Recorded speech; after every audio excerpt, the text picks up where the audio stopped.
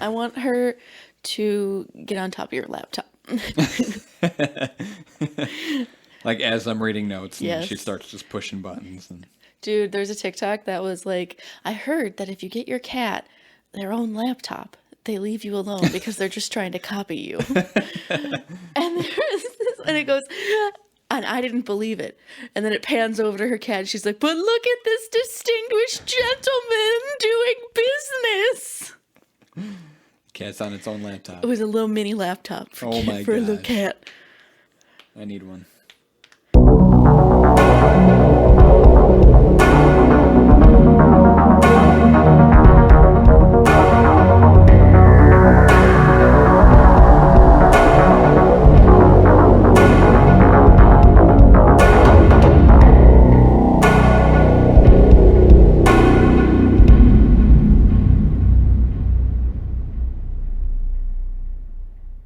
So I'm loading my stuff, but this is your episode. Yes, I guess it was supposed to be mine, but it doesn't matter. No one cares. Welcome to the 30th episode of Beer and Fear. Episode 30!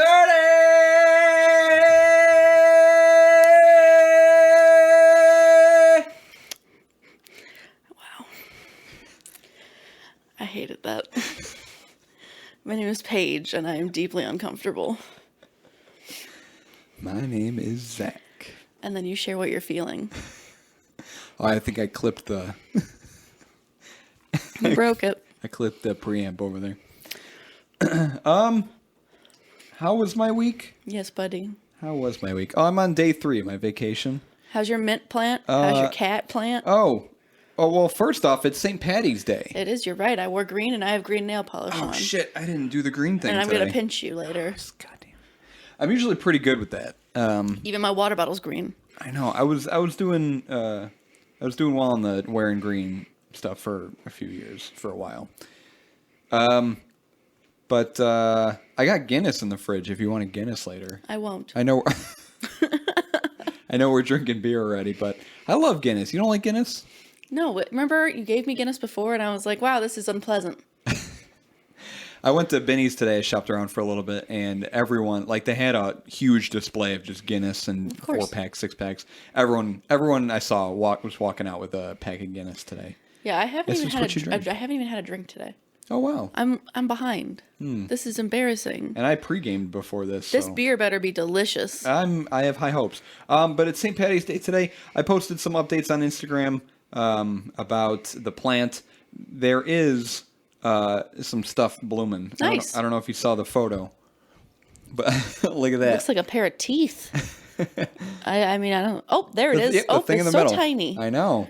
Itty bitty. And there's 2 of them. There's that one in the middle, and then there's one on the edge that's kind of growing a little bit. So, I don't know. We'll see what happens. I named it Minty. Minty. Mm-hmm. Wow. You are an original man. And then I posted the Casota pics. Yes, also. I saw the Casota pics while I was with Chelsea. Because Chelsea looks at our Instagram. Besides that, just enjoying my days off.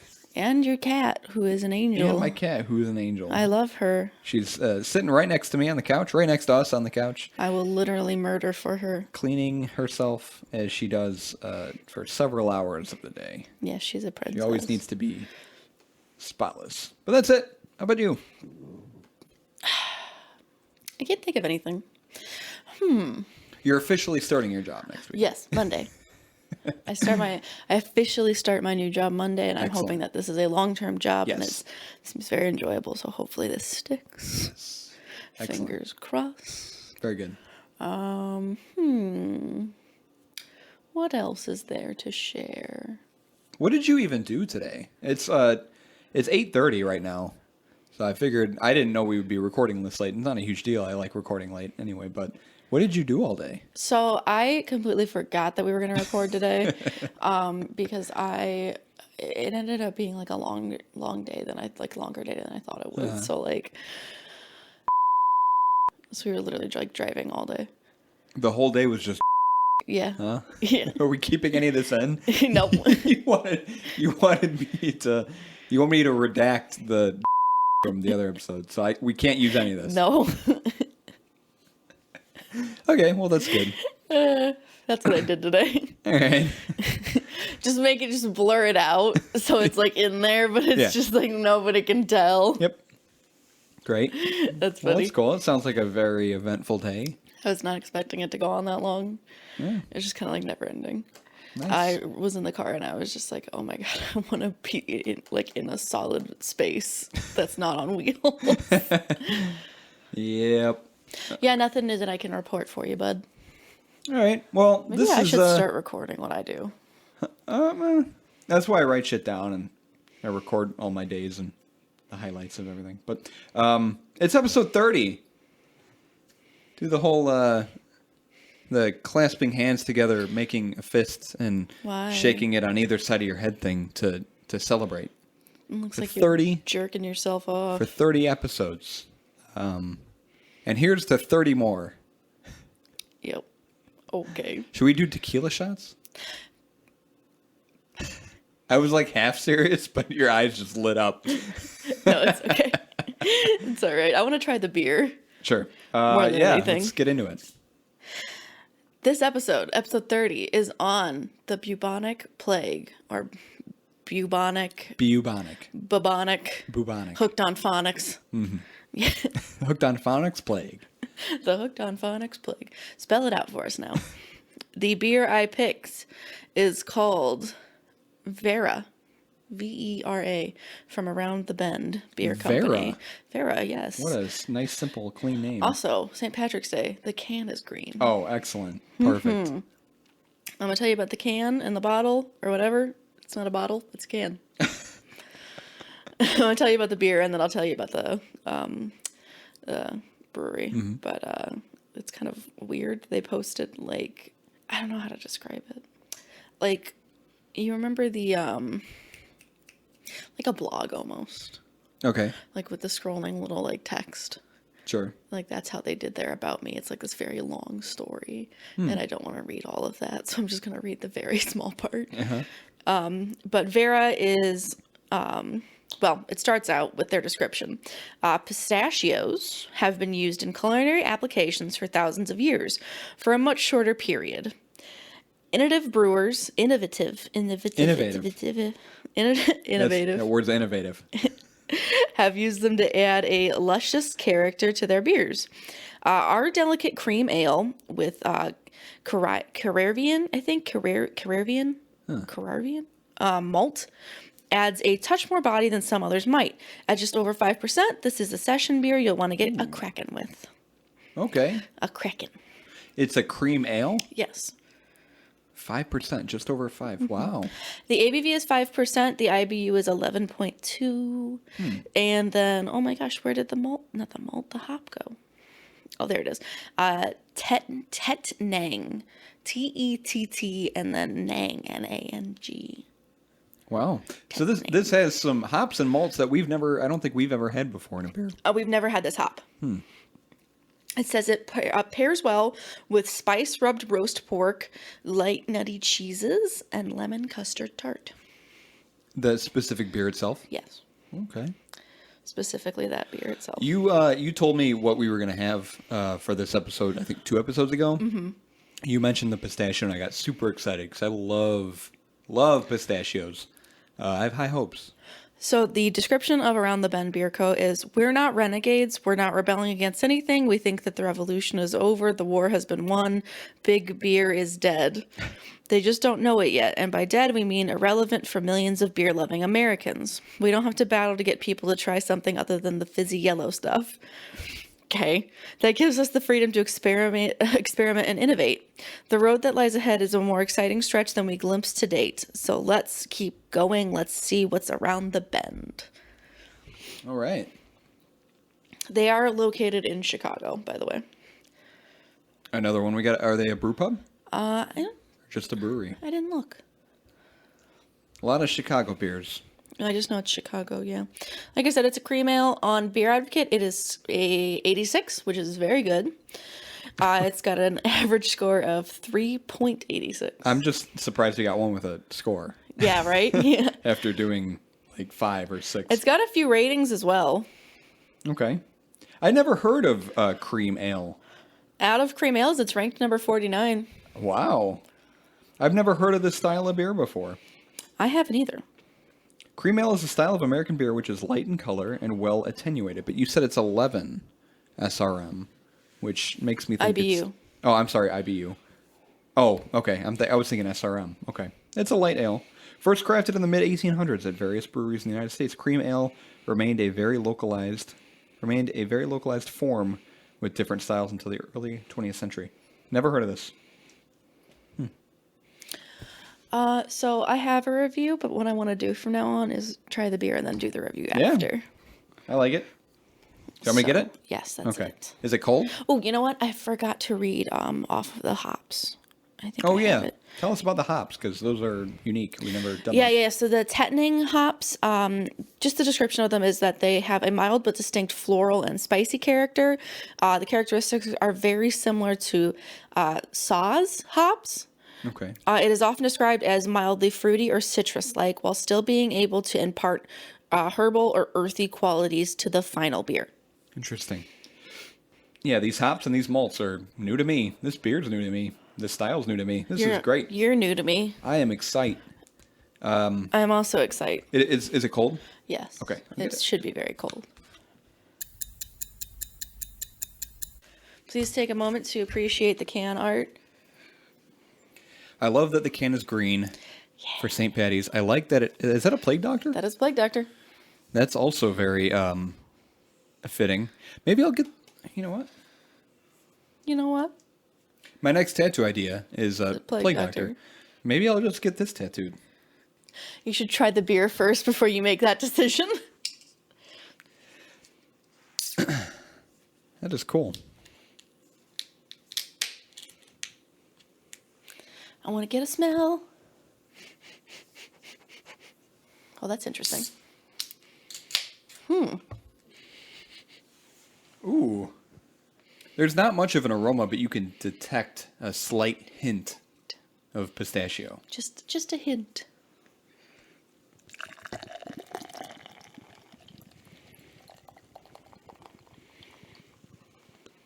This beer is very foamy. Very, very, very, very, very, very foamy. I will need a picture. I just like how it smells. You like how all beer smells. That's not true. What was the beer that I hated? There was a beer that I thought smelled terrible. Let's see. We need to hire an intern I told you. to take so these many photos times. for us. I told you so many times. Grab the beer for us. Very amber. Wow, you are full. Don't spill on the cat. Do not spill on the cat, please. Yeah, golden amber color, Very, very, very carbonated, but it doesn't look like it. but it's light. It's a light color, light Yeah. amber. And yeah, the head kind of persists a little bit. I don't know. I think it fades pretty quickly. That 2mm head. Well, I mean, that's longer than some of the other beers that we've had. I But don't know. Clink it. careful. Careful. You come to me. You did it so aggressively. Why is this so good? Wow. Wow. It just goes down so smooth. Wow. Wow. This is great. I love this. Holy cow. It's very, very smooth, easy to drink. It's not like it's that full of flavor. It's crisp and refreshing. Almost lagerish. The pistachio, you can taste it during the swallow, but it lingers a little bit. I get it in the burp. You get the pistachio burp. It just kind of coats your mouth, but it's not a thick beer. It's it's a thinner beer. In my opinion, the pistachio is not strong enough. Really? Yeah. I think it's right there. I think it's perfect. I do find this very easy to drink, though. Wow. I don't know if it's I'm just surprised and impressed by the pistachio aspect in the beer, or if I'm just surprised about a cream ale, because I don't recall ever having a cream ale before. I don't know what most cream ales taste like, but like, I don't know if my point is, I don't know if I'm impressed by the style of the beer or if I'm impressed by this particular beer, but this is really good. Yeah, almost lagerish, crisp, refreshing, light. But it's got. Do you have any pistachios? I want to compare. I don't have any pistachios, Damn. unfortunately. Oh, thank God you have pumpkin seeds. Yeah, I've got plenty of those. I'm trying to pick up other flavors and other notes in this besides the pistachio. As of right now, that's really the only thing that's hit me. Jake Baum from Illinois. Gave it a 4.84 out of 5. That's a high rating. It is a high rating. It says this is, to me, to Jake Baum, the perfect cream ale taste. I'd traveled all over Ireland, Scotland, and the surrounding UK, and nothing comes close to the taste of this ale. Wow. It's a burpy ale. That was it? No, I burped. I will drink it regularly out of a can or pour it lightly into a wheat ale glass to attempt to emulate the recirculation found in the nitro stout glass on a carbonated ale, like you are apt to do. That's what I need. I need different glassware. It looks fantastic, golden, slightly darker than a traditional Pilsner without the opaqueness of a wheat. It smells sweet, it tastes sweet and delightful, yet the mouthfeel is lovely and soft. Mm-hmm. The way the beer sits in your gut is still light, as if you'd had nothing at all. Perfect. The heft to this beer is all in flavor, and it leaves you blissful. It's a dangerous, lovely beer that is only let down by the fact that it doesn't retain its foam as long as I'd like. In fact, I'd love to see a nitro variant of this ale. Interesting. Never really complained about foam. Lack of foam. Not enough foam in this beer. Sir, the entire glass is foam. There's only an inch of beer at the bottom. Not enough. I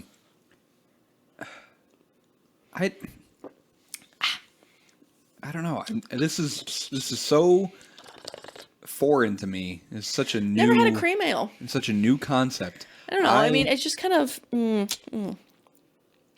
watery. Yeah, I mean, well, yes, compared to a lot of the other ales that we've had, much bigger bodies, stronger malt flavor. This doesn't have that. This is definitely a departure from most of the beers that we've had those last 10 episodes. It's just an easy drinker.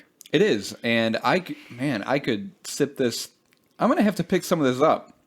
Did you get this at a Benny's? Yeah. I need some of this. They also have the other one, Vixen, which I can't remember what that one is. Oh, bless you, cat. Gesundheit. Maybe this has to be maybe one of my new favorite styles of beer. Cream ale. Cream ale. It a little bit cream soda vibes. I'm not. Maybe it's just kind of what's it called? Putting that into my mind subconsciously with the cream in the name. Mm-hmm. That I taste cream soda. I follow you. But I don't know. I swear, I taste like it reminds me of cream soda a little bit right when you sip it. But then again, that flavor it's like nuttiness, pistachio that lingers. They added cinnamon to this. What is that? This is Vixen. It's the pistachio ale, but with cinnamon in it. Huh. Pairs well with turkey dinner, gingerbread, and figgy pudding. I've never had figgy pudding. I wonder if it's good. Wow. Around the bend. I love you guys. You guys are great. This is amazing. How much did you pregame? I love you guys. You guys are great. Not a lot. I am really happy with this beer. Like that reviewer, blissful. Leaves you blissful. Leaves you blissful. You're so precious. This is incredible. This is, without even having to look at the list, this is number one. Really? Yes. Wow. Mm-hmm. Excellent pick. Skills. To cap our last 10 episodes. So that makes, out of the last 10 episodes, our cumulative highest rated beer, Party Gator, by Arrowhead Ales, which was the hazy IPA, at a score of 2. Next is this beer, 2.5. So I give it a 1, you give it a 4. What did you give? You gave a 1. You gave a 1 this. Yes. I gave a 1 to Electric Jewel. What did our 10 get? Our worst ranking beer is actually tied. You gave a 10 to Boogie Nights, and I gave a 10 to Lock Effect. They both share a score of 9.5. Interesting. Yeah, very cool. I get the cream soda vibe. Yes. But it's just not sweet enough. It definitely hits the tongue and feels like a cream soda, though. Right. I never heard of this beer style before. Apparently it's pretty popular in Ireland. Apparently. I'd love to go over there and try some of these, but... Just for the cream ale. Nothing else. Well, the Irish know what's up. I'm glad you like it. I'm glad Very it's your much. number one. Very much so. Well, that tastes delicious, and I'm sure that the bubonic plague doesn't. So, It's a perfect topic to listen to while you're enjoying your own cream ale. let's segue into the pussy-filled Bubonic sores. So the bubonic plague, sometimes called the Black Death, Tell me about it. is a rare but serious bacterial infection that's transmitted by fleas. Fucking fleas. The bubonic plague is caused by the bacteria Yersinia pestis. I thought it was transmitted by rats. From fleas fleas to on the rats rats. to humans. Yeah, Okay. we'll get into that. Sorry, go on. Caused by the bacteria Yersinia pestis. It can spread through contact with infected fleas. It causes buboes, Boobos. Buboes. You know what that sounds like? There's a kid show with like these creepy little boobas. Like they're called boobas. Boobas? Yes. I'm going to find a picture for you. Hang on. Was it like Teletubbies? Kind of, actually. I think I remember you telling me about a show like this before. Like little penises. I've seen those. Like little dicks. Well, these are buboes, which are very swollen and painful lymph nodes under the arms, in the neck, or in the groin. Oof, that sounds like a bad time. Without treatment, the bacteria can spread to other parts of the body. Other symptoms include fever, chills, headache, fatigue, and muscle aches. Ooh. And it requires urgent hospital treatment with strong antibiotics. So Yersinia pestis has been discovered in archaeological finds from the late Bronze Age. Damn. That's approximately 3800 BP, which is... Before British Petroleum. Before the Gulf of Mexico. I'll never forget. Or forgive. before the Gulf of Mexico incident. 3800 BP. It stands for before present. Oh, And I'd never heard of this. I think you're wrong. Present refers to January 1st, 1950, apparently. So just like BC and AD, this is BP, before present. The bacteria is identified by ancient DNA in human teeth from Asia and Europe dating from 2800 to 5,000 years ago. There are three major pandemics involving the bubonic plague, with the first, the plague of Justinian, beginning in 541 AD and impacting the Mediterranean basin. So that's the surrounding countries around the Mediterranean Sea. Possible origins of Central Asia or Sub-Saharan Africa may have spread to the Mediterranean by merchants from the Kingdom of Axum in East Africa. And according to contemporary sources, the outbreak in Constantinople was thought to have been carried to the city by infected rats on grain ships arriving from Egypt. So there's the rats. The fleas get on the rats, and then the rats just fucking take over. The second pandemic was called the Black Death, beginning in 1346. And that's the one we know about the most. Right, beginning in 1346 and impacting the majority of Europe. It's definitely the one that lasted the longest. Right. Often the bubonic plague is called the Black Death, which Right. is not very accurate. It's 'cause different plagues. The Black Death refers to the actual incident, the time period that the plague affected. The bubonic plague itself is not the Black Death. There are different types of plague, which we'll talk about too. But Oh. the Black Death refers to the second pandemic that began in 1346. Again, rats may have been to blame due to the fleas that lived on them that carried the disease. The most authoritative contemporary account is found in a report from the medical faculty in Paris to Philip VI of France. It blamed the heavens in the form of a conjunction of 3 planets in 1345 that caused a great pestilence in the air. Also known as the miasma theory. Essentially, around this time, they blamed bad air for the cause of diseases. So if there was a disease inflicting a bunch of people, it was the air that was bad. That's why you got it. Okay. The third pandemic, which doesn't have a special name, began in Yunnan, China in 1855, and it spread across India and China and affected all inhabited continents. And again... Continents? Continents. And again, it was the rats that It's always the rat. The damn rats. It was the rats. The damn companies turning the rats gay. But the second pandemic, the Black Death, lasted from 1345 to about 1855, the time of the third one. It was kind of on and off the later years. Their relationship. But it kind of... Between Europe and the Black Death. What's that? The relationship was on and off. The pandemic. That's real rough. Yeah. The bubonic plague is one of 3 types of plague caused by the aforementioned bacteria strain. So that Yersinia pestis can cause 3 different types of plague. There's the others being septicemic plague, causing necrosis, and pneumonic plague affecting the lungs and respiratory system. And your ability to count. Yep. Bubonic plague is an infection of the lymphatic system, usually resulting from the bite of an infected flea, typically the oriental rat flea. That's what it... I called it. Oh my god. Casoda is now standing on top of Zach's notebook. Sitting on top of it. Yep. You weren't paying enough attention to her. We got a cat on the laptop now. Yay. Well, this is where the episode ends, because I can't read any more notes. This is amusing to me. Casoda, what are you doing?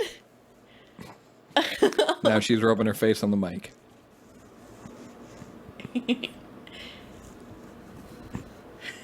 This is cat ASMR.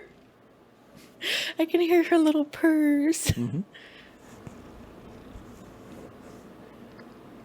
Casoda. Oh.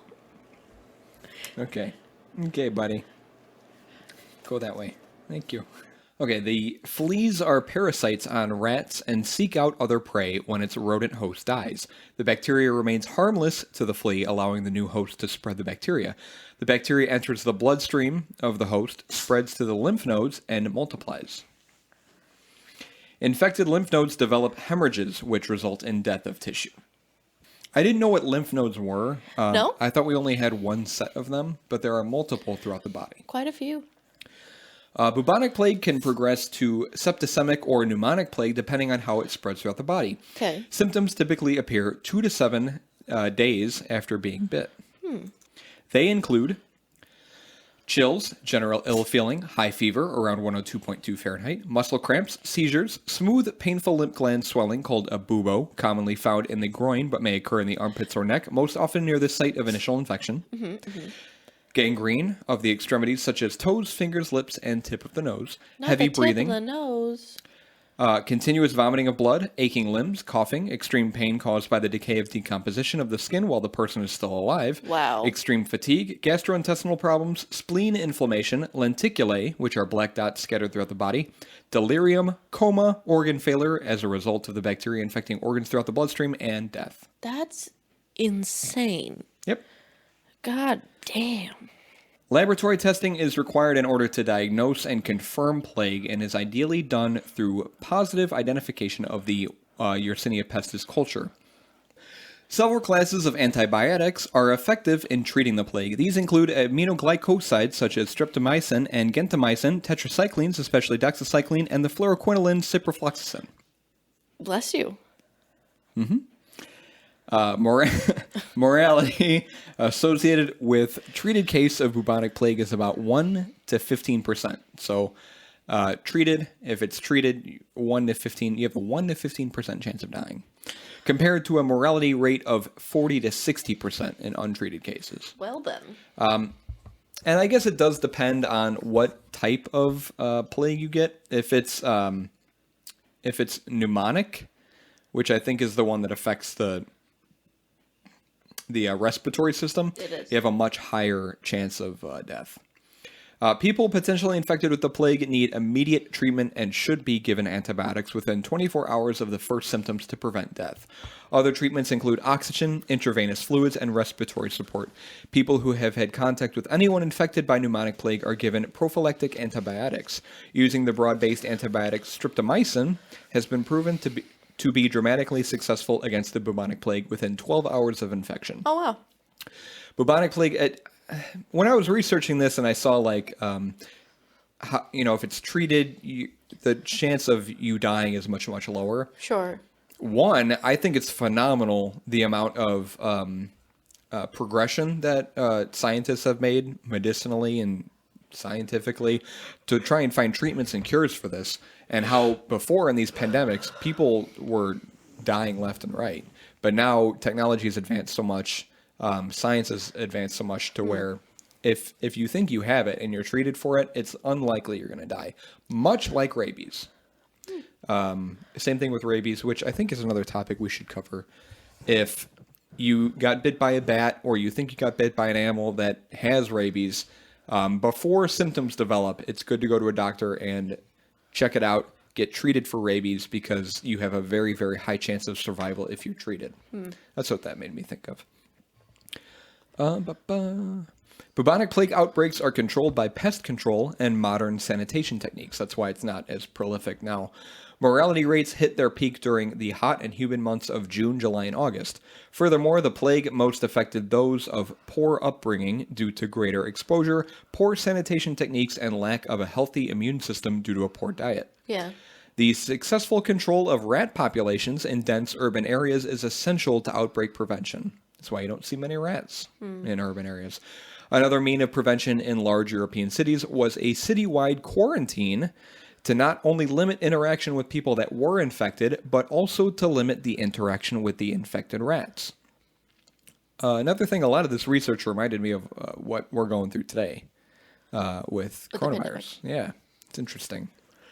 From 2010 to 2015, there were 3,248 cases reported worldwide, including 584 deaths. So throughout those 5 years, 2010 to 2015. There were 32 cases and 540 deaths. Currently, the three most endemic countries are the Democratic Republic of the Congo, Wow. Madagascar, and Peru. So if you're looking at vacation, don't go to those three countries because you might get the plague. Per the CDC, plague was first introduced into the United States in 1900. Between 1900 and 2012, 1,006 confirmed or probable human plague cases occurred in the United States, and over 80% of those cases have been the bubonic form. In recent decades, an average of 7 human plague cases are reported each year. Only 7. Really? Every year.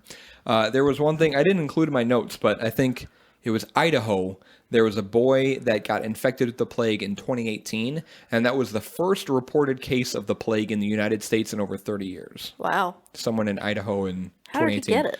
I think it had something to do. I have no idea. I was about to make up some random bullshit, but I don't know. I think he survived, though. I'd like to think he did. I didn't really look into that. I love that you said I was about to make up some bullshit.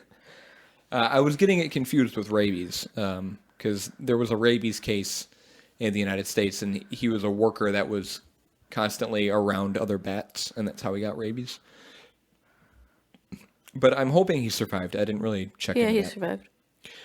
Plague has occurred in people of all ages, though 50% of cases occur in people ages 12 to 45. Worldwide, between 1,000 and 2,000 cases each year are reported to the World Health Organization, WHO, though the true number is likely much higher. That's all I got. Really? Some stats at the end there. Only 7 cases of plague each year, and I think that's just the United States, not counting other countries. but it's really not an issue anymore because we've controlled the rat population. We've gotten treatments, antibiotics that can help. But I mean, it still can kill people. It's still a serious thing. But it's definitely nowhere near what it was centuries ago. A quote about the plague. Whether owing to the influence of the planets or that it was sent from God as a just punishment for our sins, had broken out some years before in the Levant, and after passing from place to place and making incredible havoc all the way, had now reached the West. The plague. Dramatic, right? Did you like that? Quote by who? His name is Giovanni Boccaccio? I don't know, it's something Italian. Something Italian. Something Italian. It says he's the main representative of Italian literature, but it's something Italian. He wrote a book that tells the journey of a group of 10 people that flee from the Black Death that desolated Florence. Do you like that I'm doing this? My little hand wave. Is that really setting the tone for you? Dramatic. During the book, he goes on to explain the symptoms of how people died just 3 days after presenting their first bubo. Super sad. And he said that it was even more terrifying that even when the city was sanitized and the remains were burnt, people would still die within a matter of days. So I think... Very similar to... No, not really. But No. It just reminds me of COVID and our pandemic. Imagine how terrifying it is, though, not being able to explain like the reason that what was causing them to die. There's no Dr. Fauci in medieval times, you know. Yeah. Which at that point, superstition was what they turned to. So many thought it was God's wrath punishing them for their sins. People started engaging in extremely radical religious practices like self-chastising. It's like when you hurt yourself in the name of God. Others immediately confessed their sins, even though they thought they to be minor. While several decided to seclude themselves inside churches. I almost said seduce. Seduce themselves inside churches. Hey, buddy. Welcome to church. Hi, me. Welcome. At least being in the church was, not beating yourself. So that's a victory. And then there was another one where people thought that it was the sly scheme of Jewish people to kill people with... Yup. Always blaming the Jews. Everybody blames the Jewish people. Can't catch a break. I know. It was just they said it was a sly scheme of Jewish people to take over the territory and begin to spread as fast and as lethally as the plague itself. Certainly is going to like this episode. They were accused of poisoning wells of water in every single city throughout Europe, and there was quite a persecution over them. Oh boy. Women were also blamed for the plague, based on the fact that the majority of dead people were men. So they assumed there was either some sort of witchcraft behind it or that God was punishing them for giving into their lustful drives. Oh boy. And at the time, there was a thing called the Four Humors. Have you heard of those? No. Okay, the study is called humorism, and I have the Wikipedia up just so I can give you a quote of what humorism is. It's the theory, the humoral theory. It was a system of medicine detailing a supposed makeup and workings of the human body. It's from ancient Greek and Roman physicians and philosophers. It fell out of favor in the 1850s. But the four humors were called blood, mucus, yellow, and black gall. Okay. So blood was believed to be produced exclusively by the liver. Excessive amounts of yellow bile was thought to produce aggression. And reciprocally, excess anger to cause liver derangement and imbalances in the humors. Okay. Black bile, meaning it was attributed to depression or excess of unnatural black bile secreted by the spleen. Cancer was also attributed to it. And phlegm was a humor that was was the cause of tumors and chlorosis of rheumatism. Chlorosis of rheumatism. Following. Just what they are. Uh-huh. Anyways, some physicians believe that this plague affected the four humors, thus the high death rates. I just bit my tongue. Ow. Ow. Since animals that got in touch with infected human beings died in a matter of hours, the slaughtering of animals became a common practice you could witness on the streets. Anything that could be at least suspiciously related to the plague was eliminated completely. There was also one thing I wanted to go over briefly, how, I don't think you talked about it. No, you didn't. How, oh gosh, what are they called? My brain. The villains from Mulan.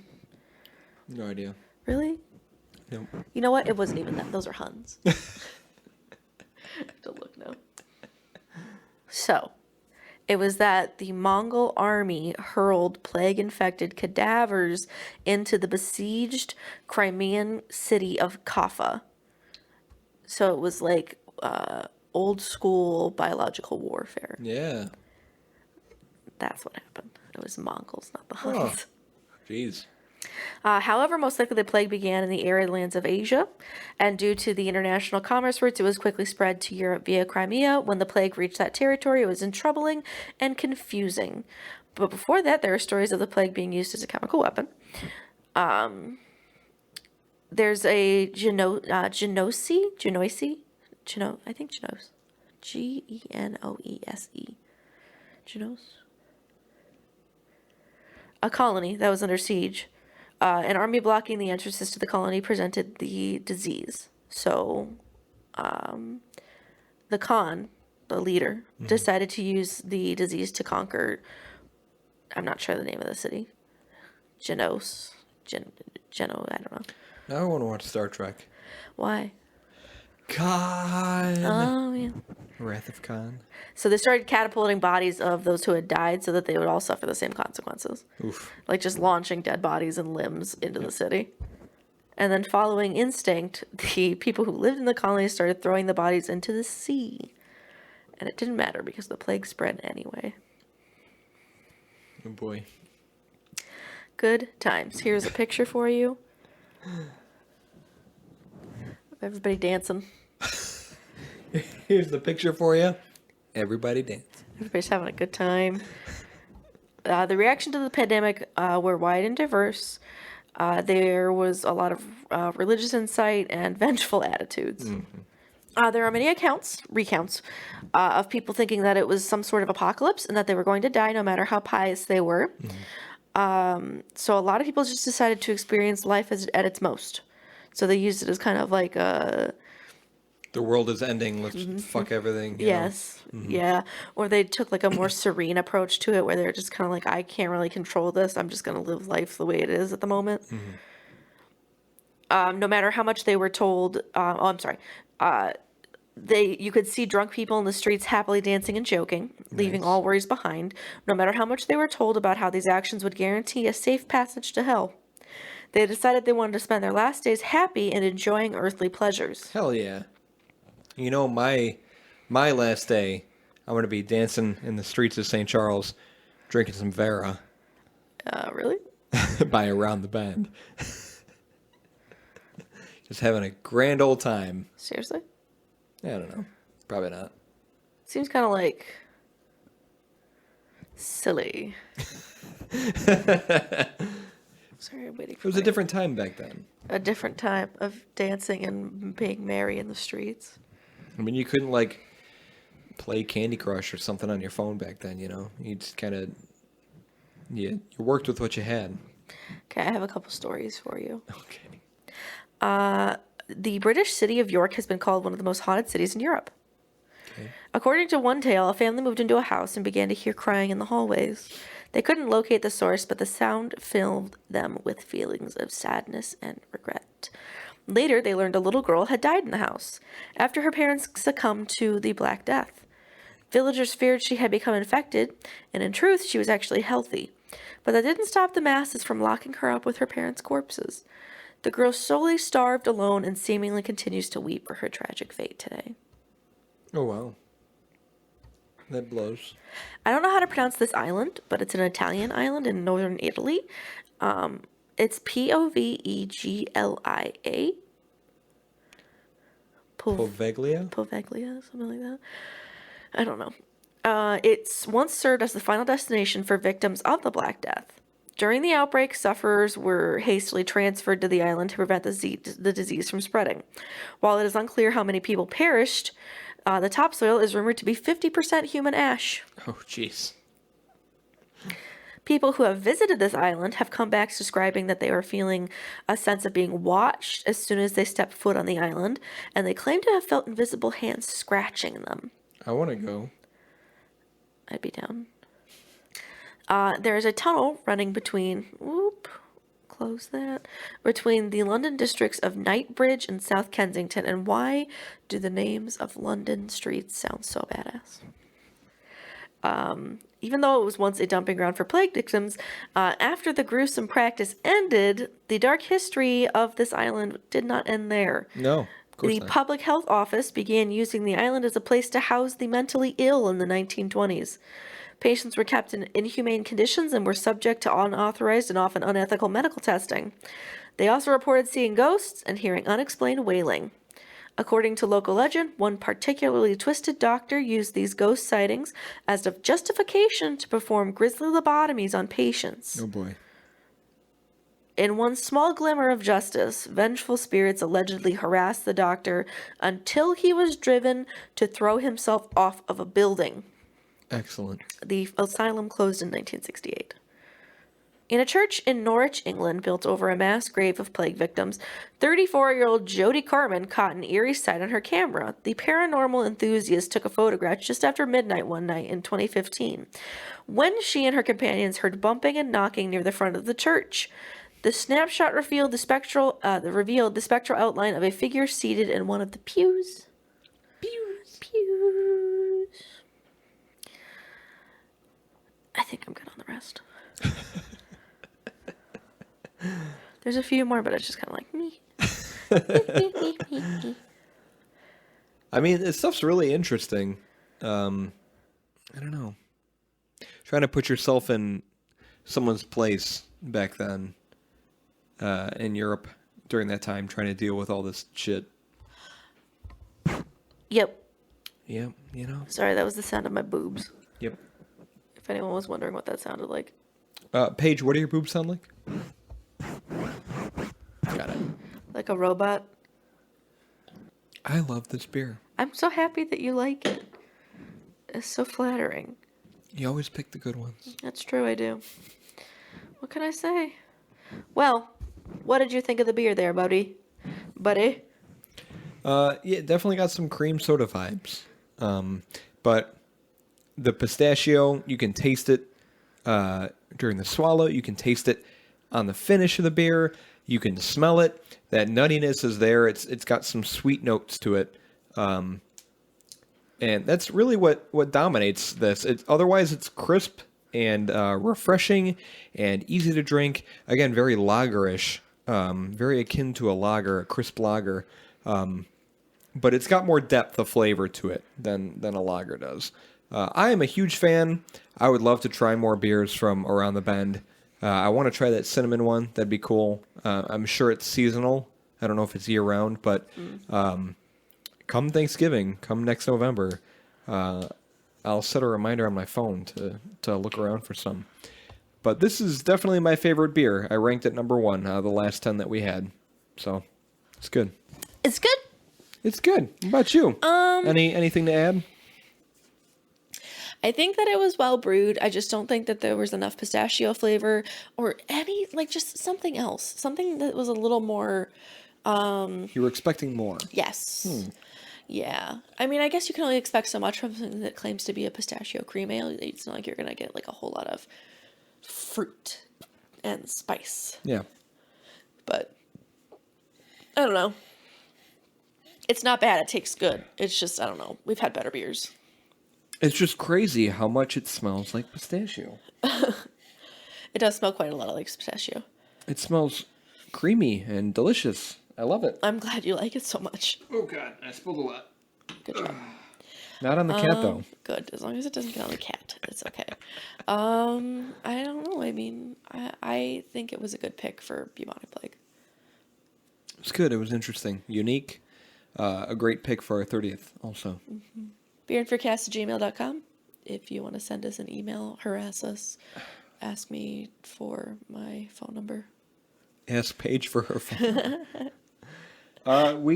Do we still need one more story? Yeah. This is dumb, man. Look at those flights sitting up there. They're so on the cute. top there. I was hoping this would be like a monthly thing, but We'll figure it out. it's taken so long to get fucking 4 stories. Send us a story if you've got a paranormal encounter or experience or something creepy or scary to talk about. Or cringy. Tell me about a time that you got pantsed in middle school. As long as it involves something fearful. Exactly. And then recommend a beer. Please. And then we're going to buy that beer and then try it in a series of 4 on an episode. It's a very special episode to shout you out. Exactly. And then we're on Facebook, Twitter, and Instagram and Reddit. If you want to follow up with our latest episodes, you can check us out on any of those platforms. We release new episodes every Wednesday at noon. We've got pictures of the beer that we're trying. We shout out the brewery on Instagram. And my plant pics, which it's coming along. And then pics of our pets. You got more food to eat there. What do you mean? You got more food to eat. That's a lot of food. Yeah. I'm going to finish mine now. I'll put it in the fridge. Drink the rest of my beer. I don't even know if I can drive home right now. I'm so Oh, boy. tired. Oh, boy. It's only 5%, right? Yeah, I'm not drunk. I'm just really sleepy. Just over 5. 5.0. Well, thanks, everyone, for 30 episodes. And here's to more of them. Like one more, I guess. Yeah, maybe 1 or 2. Have a good Have a good day.